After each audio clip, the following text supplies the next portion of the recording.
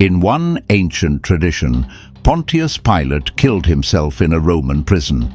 In another, demons tormented his corpse for centuries after it was thrown into a lake in the Swiss Alps. And in another, the Ethiopian Orthodox Church made him a saint. Same man, same life. Three completely opposite endings. The governor who sentenced Jesus to death was eventually put on trial himself. And what happened after that trial is one of the most debated mysteries in ancient history. Because the man who asked, "What is truth?" left behind a trail of contradictions that scholars still can't untangle 2,000 years later. So today, we're putting Pilate on trial. We're going to examine the actual historical evidence, the ancient Greek texts, the archaeological discoveries that were buried for 19 centuries, and the competing traditions that can't agree on whether this man was a monster or a martyr. And we're going to figure out what really happened to the governor who washed his hands of Jesus Christ. Because his story might be more relevant to your life right now than you think. To understand how Pilate went from the most powerful Roman in Judea to a man whose own fate became a mystery, we need to start with a ship. In 36 AD, Pontius Pilate boarded a vessel heading west across the Mediterranean. He'd ruled Judea for 10 years. He'd overseen the execution of a man whose followers were already spreading across the empire. And now, stripped of his title and his authority, he was being dragged back to Rome to answer for his crimes. But the story of how he got on that ship starts a decade earlier. And it starts not in a courtyard in Jerusalem, but in a political office in Rome. Around 26 AD, a man from the equestrian class received an appointment that nobody in their right mind wanted. The equestrian class was the Roman equivalent of upper-middle-class military families. Not quite senators, but well-connected enough to get government postings. Pontius Pilate, whose family name linked him to the Ponti clan of Samnium in central Italy, was named Prefectus of Judea, a backwater province on the eastern edge of the empire that had a reputation for being ungovernable. Think of it this way. In the Roman Empire, the prestigious postings were places like Greece or southern Gaul or the wealthy provinces of Asia Minor. Beautiful weather, cooperative locals, decent wine, a good career move. Judea was the opposite. It was a desert province on the margins of the empire, filled with competing religious factions who hated Roman occupation, hated each other half the time, and had a centuries-long tradition of armed revolt against any foreign power that tried to rule them. The Maccabean revolt had happened less than 200 years earlier. The memory of throwing out foreign rulers was still very much alive in the Jewish consciousness. Nobody in Rome was lining up for this job. Most governors of Judea lasted about 3 years before either requesting a transfer, getting recalled, or losing control entirely.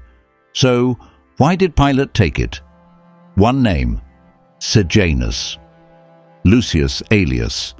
Sejanus was the Praetorian prefect, the head of the emperor's personal guard, and by 26 AD he was arguably the most powerful man in the Roman Empire. Emperor Tiberius had essentially retired to the island of Capri. He was aging, paranoid, and increasingly detached from daily governance. Sejanus stepped into that vacuum. If you wanted a political career in Rome during the late 20s AD, you didn't go through the emperor. You went through Sejanus. And Sejanus had a reputation. He was ruthlessly ambitious. Ancient sources suggest he may have poisoned Tiberius's own son Drusus to clear his path to power. He systematically eliminated political rivals, and he was openly hostile toward Jewish communities.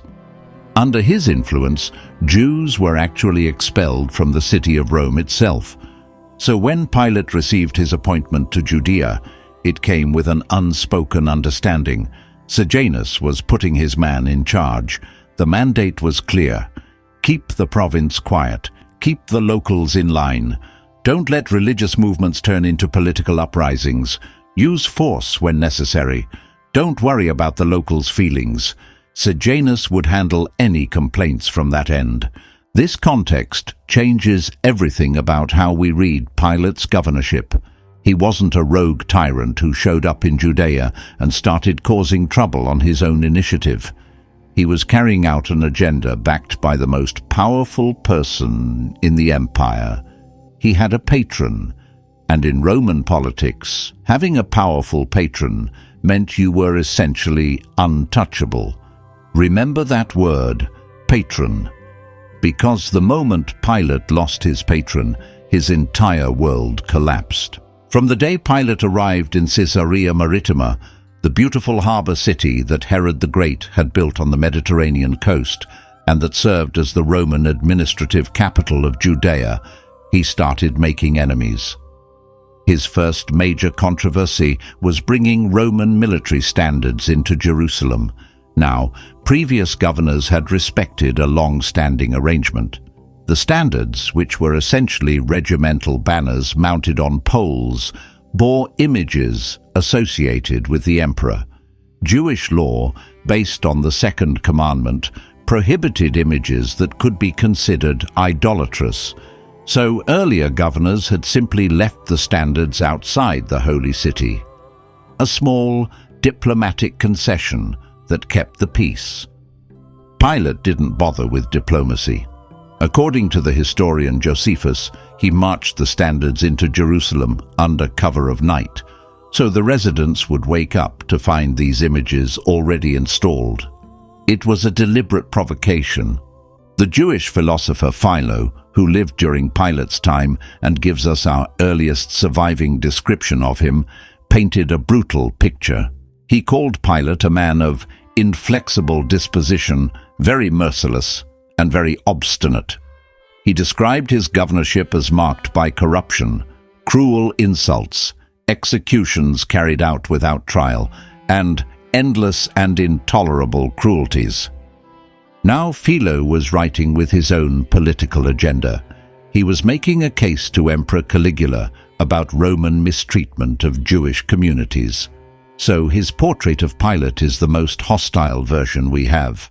But even accounting for bias, the picture is consistent. Pilate governed with a heavy hand. The standards incident is instructive, though, because it reveals something unexpected about Pilate.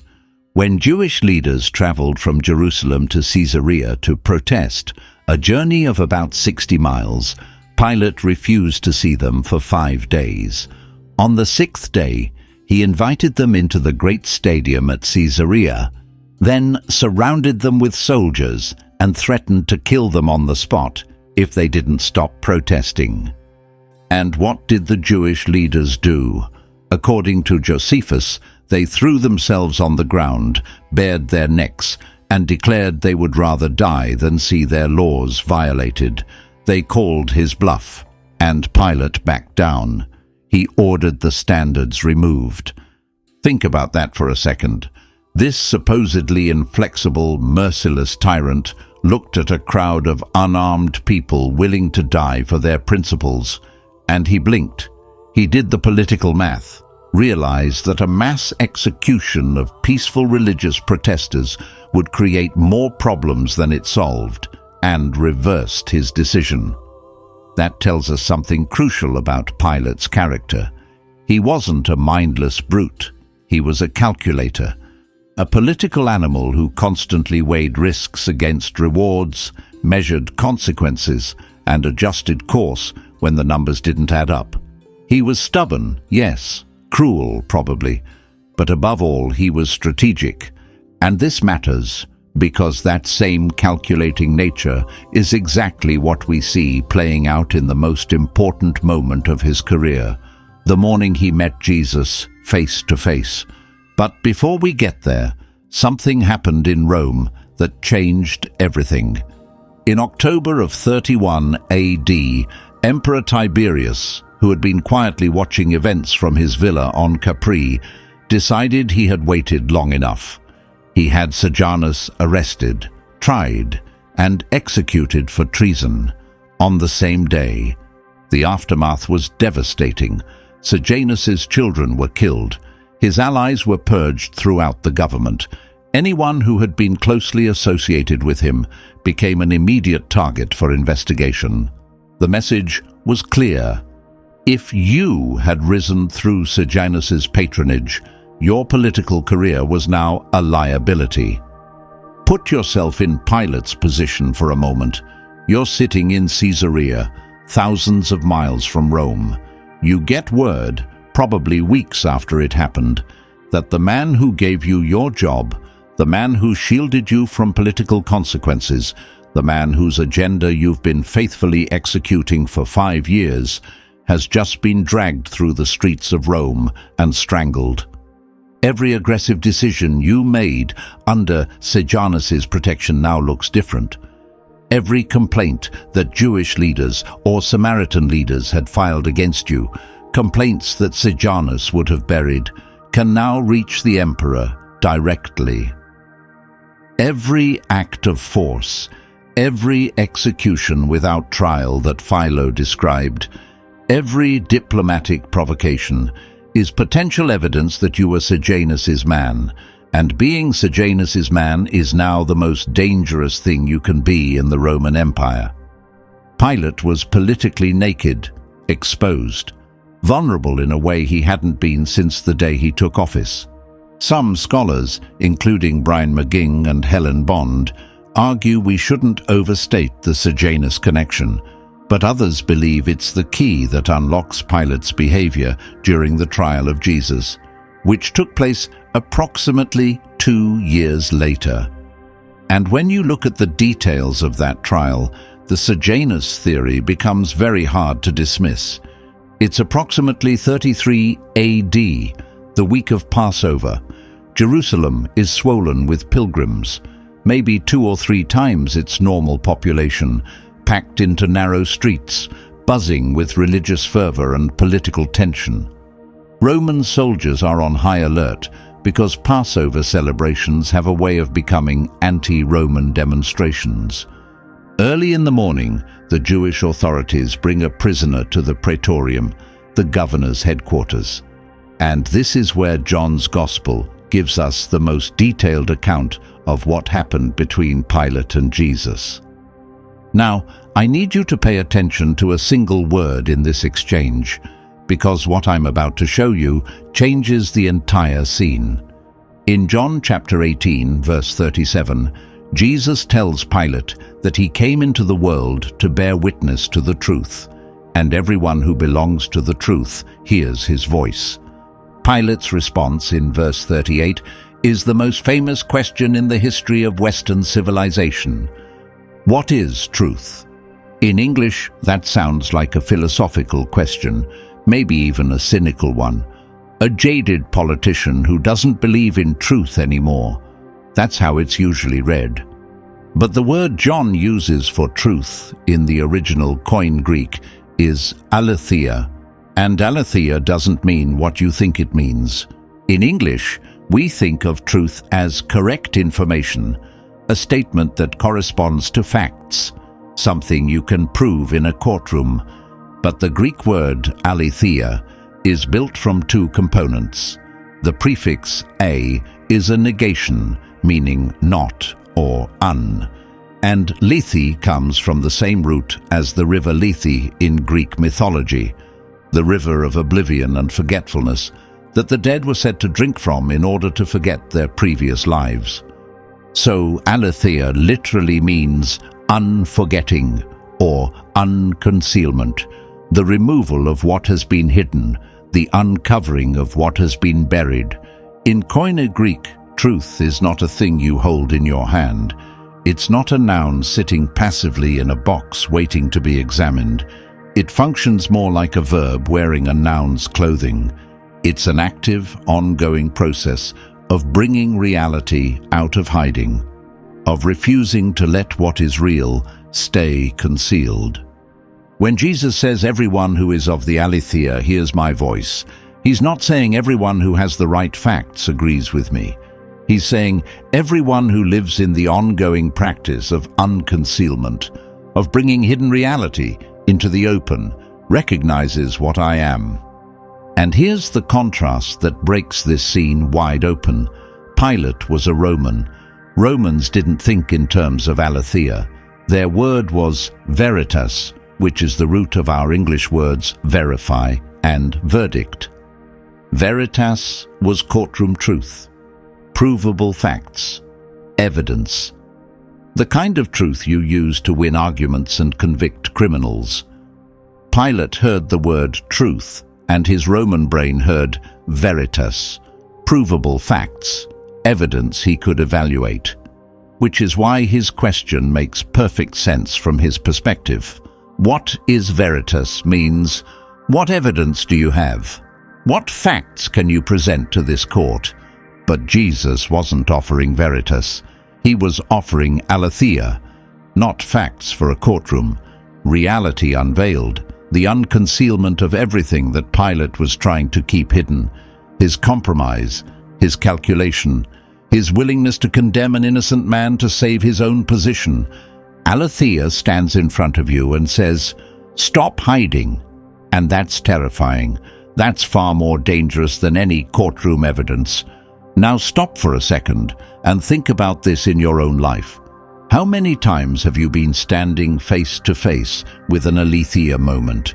Not a fact, not information you can file away, but a reality about yourself, about a relationship, about a decision you've been avoiding that's trying to come out of hiding. Maybe you already know the relationship isn't working. Maybe you already know the job is destroying you. Maybe you already know what God is asking you to do, and you've been treating it like a philosophical question when it's actually a personal invitation. Pilate's question, "What is truth?" wasn't a real question. It was a dodge. It was his way of turning an encounter with reality into an intellectual exercise so he didn't have to act on it. And if you've ever said, "I'm still figuring things out," or "I'm still processing about something you already know the answer to," you've asked the same question Pilate asked. You've turned aletheia into veritas. You've turned unconcealment back into something you can analyze from a safe distance.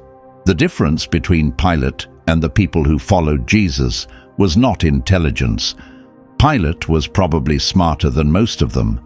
The difference was what they did when aletheia showed up. Now let's get into the political mechanics of the trial, because there's a detail in John's Gospel that changes the entire scene when you understand it. John chapter 19, verse 12. The crowd shouts at Pilate, "If you release this man, you are no friend of Caesar." In English, that sounds like a vague political warning, but in Roman political language, friend of Caesar, or amicus Caesaris, wasn't just a figure of speech. It was an actual honorary title. Being designated a friend of Caesar meant you had imperial favor, imperial protection, and guaranteed political standing. Losing that designation was essentially a career death sentence. And remember the timeline. Sejanus was executed in 31 AD. The trial of Jesus likely occurred in 33 AD. Pilate had been operating without his patron's protection for 2 years. His standing with Tiberius was already uncertain. If the Jewish authorities reported to Rome that Pilate had released a man claiming to be a king, a direct rival to Caesar's authority, Pilate's career was finished, possibly his life. So when the crowd says, "You are no friend of Caesar," they aren't making a casual observation. They're weaponizing Pilate's worst fear. They're saying, "We know you're vulnerable. We know you lost your protector, and we will use that vulnerability against you unless you do what we want." Pilate was trapped. He could see it. And Matthew's Gospel gives us the famous image of what happened next. He took water. He washed his hands in front of the crowd, and he said, "I am innocent of this man's blood." But you don't wash your hands when you're actually innocent. You wash your hands when you know you're guilty, and you want the ritual to carry the weight your conscience won't. Pilate knew Jesus was innocent. He said so multiple times. Luke's Gospel records him declaring 3 separate times that he found no basis for the charges, but finding no fault and acting on that finding are 2 radically different things. He chose his career. He chose survival. He chose the politically safe option. And that decision followed him for the rest of his life, in ways he could never have predicted. After the crucifixion, Pilate's problems didn't go away. If anything, the pressure intensified. He was still governing a province that hated him, still operating without a political patron in Rome, and still making the same kind of aggressive decisions that had defined his tenure. Philo tells us about another incident involving golden shields that Pilate hung in the former palace of Herod in Jerusalem. These shields bore inscriptions honoring the emperor. Jewish leaders protested, and this time they went over Pilate's head, writing directly to Emperor Tiberius. The emperor, according to Philo, sent back a furious letter ordering Pilate to remove the shields immediately. Tiberius rebuked him harshly. That's a bad sign for any governor. When the emperor himself is writing angry letters about your judgment, your days are numbered. But Pilate held on, year after year, which is itself remarkable. He served for 10 years in a posting that chewed up most governors in 3. Whether that speaks to his competence, his stubbornness, or simply the fact that nobody else wanted the job, we can't say for certain. Then came the incident that finally ended everything. In 36 AD, a charismatic Samaritan leader gathered a large crowd of followers at the base of Mount Gerizim. Mount Gerizim was the most sacred site in Samaritan religion, their equivalent of the Temple Mount in Jerusalem. This leader promised he would take them to the summit and show them sacred vessels that, according to Samaritan tradition, Moses himself had hidden there. Was this a political threat? Maybe not directly, but to a Roman governor who had spent a decade suppressing religious movements that could become political uprisings, any large armed gathering near a sacred mountain looked dangerous. Pilate didn't wait to find out. He sent heavily armed cavalry and infantry to block the road to the mountain. When the crowd gathered at a nearby village called Tirathana, his soldiers attacked. Josephus tells us they killed many, took others prisoner, and executed the ringleaders. The Samaritan governing council was outraged. They appealed directly to Vitellius, the Roman legate of Syria, the man who was essentially Pilate's supervisor in the imperial hierarchy. And Vitellius did something that tells us a lot about how Pilate was viewed by this point. He sided with the Samaritans. He stripped Pilate of his governorship and ordered him to Rome to stand trial before Emperor Tiberius on charges of cruelty and oppression. Specifically, the charge that he had executed people without a proper hearing. After a decade as the prefectus of Judea, Pontius Pilate was recalled in disgrace. And this is where the mystery really begins. Pilate sailed west across the Mediterranean. The journey from the coast of Judea to the port of Ostia near Rome would have taken several weeks, depending on the season and the winds. By the time he arrived, in early 37 AD, Tiberius was dead. The emperor who was supposed to judge him had died on March 16th, likely before Pilate's ship even reached Italy. The new emperor was Gaius Caesar Augustus Germanicus. The world remembers him as Caligula. Caligula was 24 years old, wildly popular at first, and would eventually become one of the most infamous rulers in Roman history. A man famous for his cruelty, his erratic behavior, and his complete unpredictability. Did Caligula hold Pilate's trial? Did he postpone it indefinitely? Did he simply not care about a disgraced governor from a province that was someone else's problem now? The historical record gives us nothing. Silence. And this silence has driven scholars, theologians, and storytellers to fill the gap for 2,000 years. Let's look at what the ancient sources actually claim. The earliest specific claim about Pilate's fate comes from Eusebius of Caesarea, the church historian, writing around 325 AD. Eusebius says that tradition relates Pilate fell into such misfortune under Caligula that he was forced to become his own murderer and executioner. Suicide. Eusebius frames this as divine justice for the crucifixion, and he dates it to around 39 AD. But here's what's important. Eusebius himself admits he's relying on tradition, not documentation. The historian Paul Meyer has pointed out that this is essentially Eusebius saying, "I've heard this story, but I can't actually verify it." He was having trouble finding evidence. Then there's Celsus, a second-century pagan philosopher who wrote one of the earliest intellectual attacks on Christianity. Celsus raised a pointed challenge. If Jesus was really God, he asked, why wasn't Pilate punished for killing him? The implication was clear. As far as Celsus knew, writing about 150 years after the events, Pilate had not suffered any dramatic downfall. No famous execution, no well-known suicide. Nothing that Celsus, who had every reason to know about it, considered noteworthy. That's a significant piece of evidence. If Pilate had dramatically killed himself or been publicly executed, the story would have been widely known. Celsus would have been aware of it.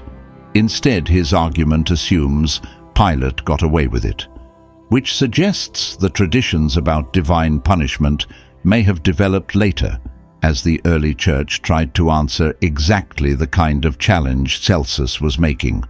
So what do the later traditions actually say?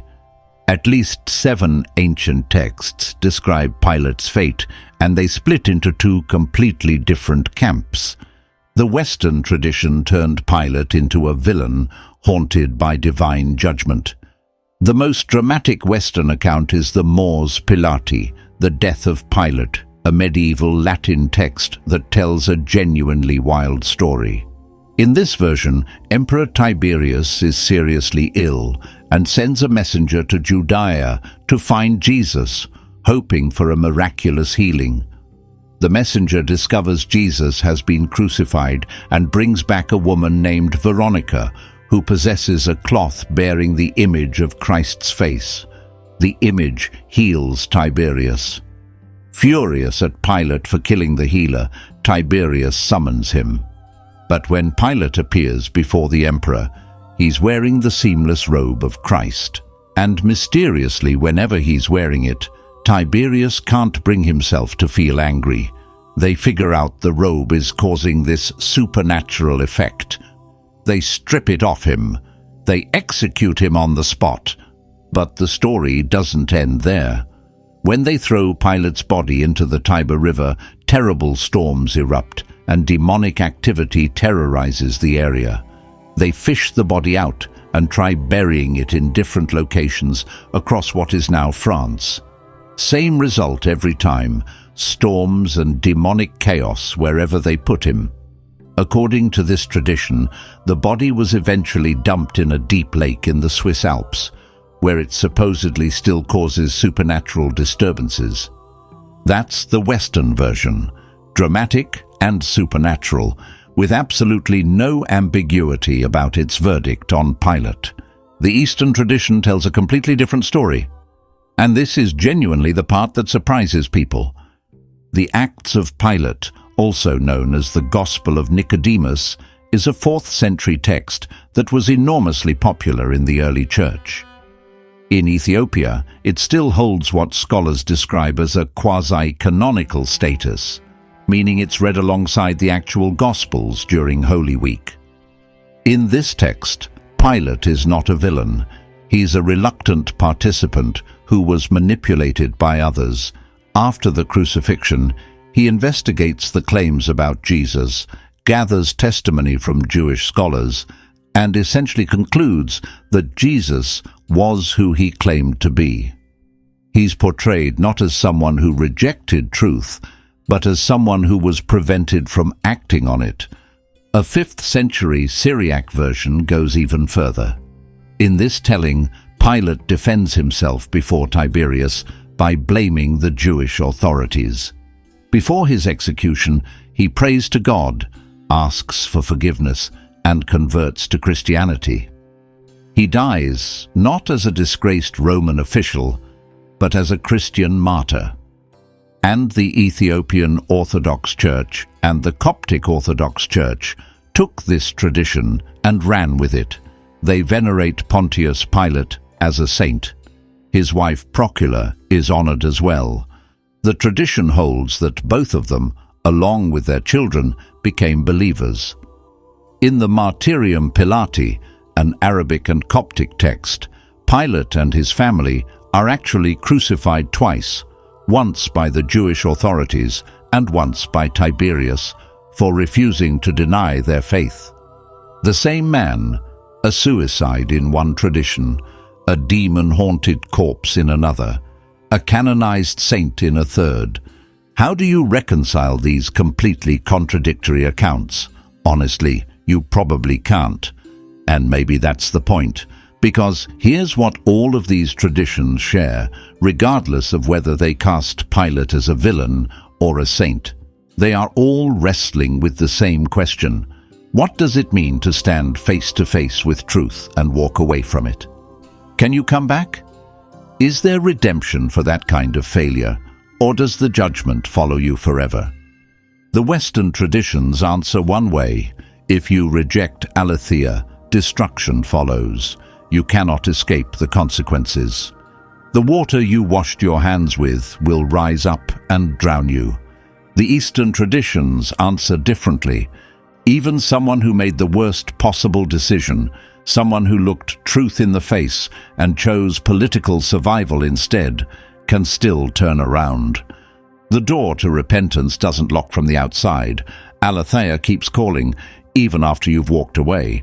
Both answers are theologically serious. Both have been held by Christians for centuries, and both of them are speaking directly to something in your life right now. Which version do you need to hear today? Are you someone who's been running from a decision and needs to hear that consequences are real, that you can't keep washing your hands forever?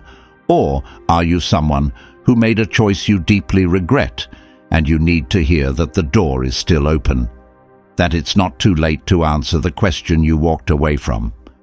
Pilate's story is a mirror, and the tradition that hits you hardest is probably the one that's speaking to where you actually are. Now let's talk about physical evidence.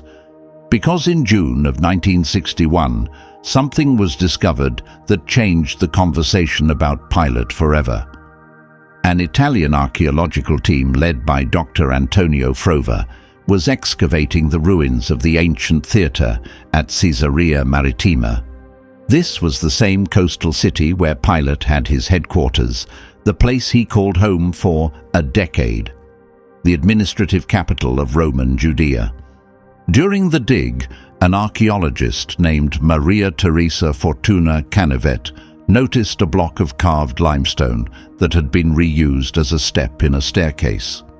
Sometime in the 4th century, centuries after Pilate, someone had taken this stone and repurposed it as construction material.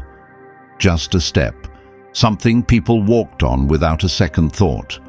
But when they pulled it out and cleaned it off, they found a partially damaged Latin inscription, and what it said sent shockwaves through the archaeological world. The reconstructed text reads approximately Pontius Pilatus, Praefectus Judaiae, followed by a dedication. The stone had originally been placed at the entrance to a building Pilate had constructed in honor of Emperor Tiberius, called a Tiberium. This was the Pilate Stone, and until it was found, There was zero archaeological evidence from Pilate's own lifetime confirming his existence. We had the Gospels, written decades after the events. We had Josephus and Philo, writing years later. We had Tacitus, writing even later still. But nothing contemporary, nothing from the man himself. The inscription confirmed several crucial details. Pilate was real. His official title was Praefectus, not Procurator, which corrected later sources like Tacitus, who got the rank wrong. He was based in Caesarea, exactly where the historical and biblical sources place him, and he built a public building dedicated to Tiberius, which lines up with everything we know about a governor trying to demonstrate loyalty to his emperor. The Pilate Stone now sits in the Israel Museum in Jerusalem. A replica stands at the site in Caesarea, where the original was found. But here's the detail I keep coming back to. The only physical object on Earth that confirms the existence of one of history's most consequential figures was found being used as a staircase step, walked over and buried under centuries of indifference. There's something almost poetic about that. The man who asked, "What is Aletheia?" left behind one piece of physical evidence, and the world literally walked over it for hundreds of years without recognizing what was right beneath their feet. That's how Aletheia works. You can bury it. You can repurpose it into something mundane. You can walk over it every day of your life without looking down. But it doesn't disappear. It just waits. And eventually, someone comes along who's willing to dig. Let me bring this together. Pontius Pilate is the only Roman official named in any Christian creed. Not Augustus, not Tiberius, not Nero, or any of the emperors who persecuted the church. Pilate. Every week, in churches across every continent, in dozens of languages, millions of people recite the words, "Suffered under Pontius Pilate." Why? Why does this one provincial governor get permanently installed in the statement of faith? Partly because his name anchors the story in verifiable history. It tells us this didn't happen in a myth. This didn't happen once upon a time. This happened under a specific Roman official, in a specific province, during a specific period that historians can verify. You can visit Caesarea, you can see the stone with his name on it. But there's a deeper reason. Pilate represents something universal. He represents the human being who stands at the crossroads between truth and convenience, between courage and self-preservation, between what is right and what is safe. Every creed that speaks his name is also speaking about us. We all face our Pilate moment, the moment when Aletheia, unconcealment, reality unveiled, is standing right in front of us, and we have to decide what to do about it. And the devastating irony of Pilate's story is this: he sacrificed his integrity to save his career, and his career ended anyway. Within 3 years of the crucifixion, he lost everything. The position he traded his conscience for was stripped from him by the same imperial system he was trying to please. He washed his hands to protect himself, and the water didn't protect him from anything. Every ancient tradition, whether it calls Pilate a villain or a saint, agrees on one thing. The decision he made in that courtyard followed him for the rest of his life. So here's what I want to leave you with. You are going to face a Pilate moment. Maybe you already have. Maybe you're in one right now. A moment where the truth is standing right in front of you, undeniable, and the cost of acknowledging it feels impossibly high. Maybe it's a relationship you know isn't right, but leaving feels harder than staying. Maybe it's a career that's making you someone you don't recognize in the mirror, but the paycheck keeps you quiet. Maybe it's a conversation you've been avoiding because you know once you say it out loud, everything changes. Maybe it's something between you and God, something you've been holding at arm's length because getting honest about it would rearrange your entire life. Aletheia is calling. The invitation to stop hiding from what you already know is real. Pilate's story gives us both warnings at once. First, walking away from truth always has consequences. You can perform the ritual, you can wash your hands, you can tell yourself the water makes you clean, but the weight stays.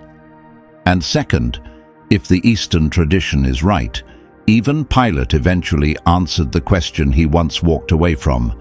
If the Ethiopian church is right, the man who looked truth in the face and flinched eventually turned back around.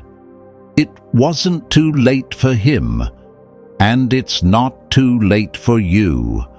His name is in the creed, spoken every week, in every language, on every continent. A permanent reminder that truth doesn't go away just because you refuse to look at it. The Pilate Stone sat under the dirt of Caesarea for 19 centuries, walked over and forgotten, used as a step to get somewhere else. Until one day in 1961, someone finally pulled it out of the ground, turned it over, and read what it said.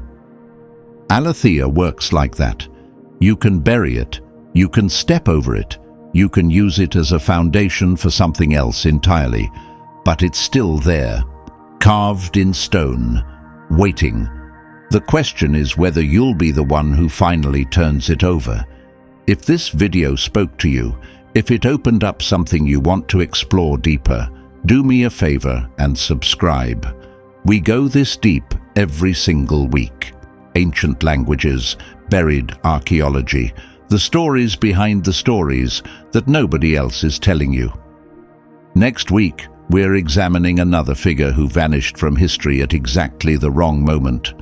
And a manuscript that was recently uncovered might change everything we thought we knew about what happened to them. I'll see you then.